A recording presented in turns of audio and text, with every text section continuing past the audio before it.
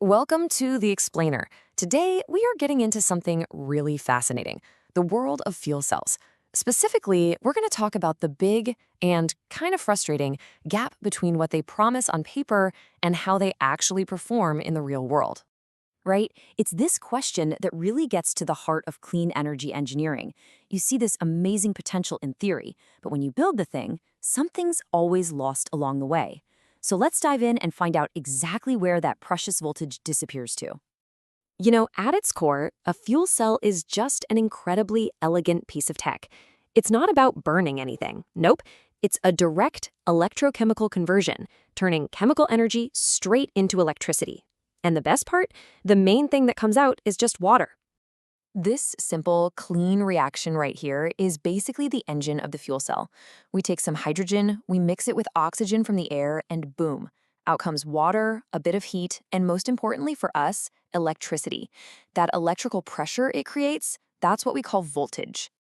Okay, so for a second, let's just imagine a perfect world. A fuel cell with absolutely no friction, no little imperfections, no wasted energy at all. In this perfect scenario, the laws of thermodynamics can actually tell us the absolute maximum voltage we could ever dream of getting. And here it is, 1.229 volts. That is the magic number. Under totally standard conditions, room temperature, normal air pressure, a single hydrogen fuel cell should, theoretically, produce exactly that. Think of this as our starting line. It's the gold standard. So this perfect voltage has a name. It's called the reversible voltage, or EREV for short, and it's directly linked to the raw energy of the chemical reaction itself, what scientists call Gibbs free energy. But here's the catch. This ideal number, it isn't actually set in stone. Yeah, that's right, it's not fixed. You can think of these things, pressure, temperature, as dials that we can actually turn. By tweaking them, we can nudge that starting voltage up or down a bit. There's a whole formula for it called the Nernst equation that describes exactly how it works. So, if our starting point is somewhere around 1.229 volts, why does a real working fuel cell never give us that number? Well, the answer is that our perfect voltage gets attacked. It gets attacked by a gang of 3 thieves, and each one steals a little piece of that potential. And this equation, this basically shows us how the heist goes down. Our final actual voltage is that ideal EREV, minus the loot taken by each of our 3 robbers: activation loss, ohmic loss, and concentration loss. Let's meet them one by one. All right, our first robber. This one takes its cut before the race has even really started. You can think of it as the price of admission, the energy it costs just to get the whole reaction going in the first place. This is called activation loss. The best analogy is trying to turn a really stiff, rusty faucet. You know how you have to put in some extra muscle just to get the water to start flowing? Well, in a fuel cell, that extra effort is lost voltage, and it's spent overcoming the natural sluggishness of the reaction on the electrode's surface. And this particular robber gets a lot greedier under certain conditions. When things are cold, or if there isn't quite enough oxygen around, that barrier to get started is way higher, and we lose even more voltage just getting things off the ground. Okay, so we've paid the entry fee, our reaction is up and running. But now our second robber shows up, and this one attacks while the electricity is on the move. This one's called ohmic loss, and it's basically just good old-fashioned electrical resistance.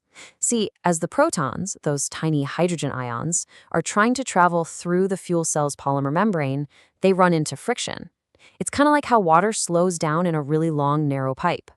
That resistance causes a drop in pressure, or in our case, a drop in voltage. And what that means is that the health of that membrane is absolutely everything. It has to stay nice and hydrated so protons can zip right through. If that membrane starts to dry out, or if it's just too thick, the resistance just skyrockets and our ohmic losses get much, much worse. All right, we've managed to start the reaction and we've moved the protons across. But there is one final robber, and this one only shows up when we really start to push the fuel cell to its limit. This is concentration loss, and really, it's a supply and demand problem. When we try to draw a whole lot of current from the cell, we are demanding that the hydrogen and oxygen get to the electrodes fast. If they can't get there quickly enough, the reaction sites basically begin to starve. And when that happens, the voltage just collapses. It's dramatic. And you can see this happen clear as day when you push the current density too high. The whole system just hits a wall. It's called the limiting current density, and it simply can't supply fuel fast enough. The performance just falls right off a cliff. So now that we know our enemies, the three voltage robbers, we can start to think like engineers, right?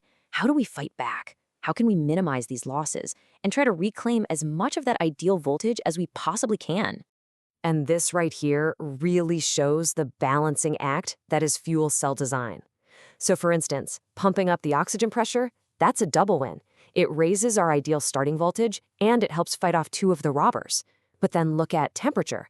Cranking up the heat actually lowers our theoretical maximum voltage just a tiny bit, but it's so good at reducing the activation and ohmic losses that the overall effect is usually a big performance boost. It's all trade-offs. So let's put this all together now. Let's look at the complete picture. We start with that perfect, ideal potential, and then we have to subtract each of our three real-world losses. And this is it. This is the entire story of fuel cell voltage, all in one conceptual line. You start with the maximum possible potential, which is dictated by thermodynamics. Then you subtract the toll taken by the reaction kinetics. That's our activation loss. Then you subtract the price of resistance, our ohmic loss. And finally, you subtract the penalty for supply chain issues. That's our mass transport or concentration loss. You know, understanding this recipe is really everything. Every single advance in fuel cell technology, whether it's better catalysts or thinner, more conductive membranes, it's all about fighting one or more of these losses. It is this continuous battle against the laws of physics and chemistry, pushing us step by step just a little bit closer to that ideal of 1.229 volts and a future that's powered by truly efficient, clean energy.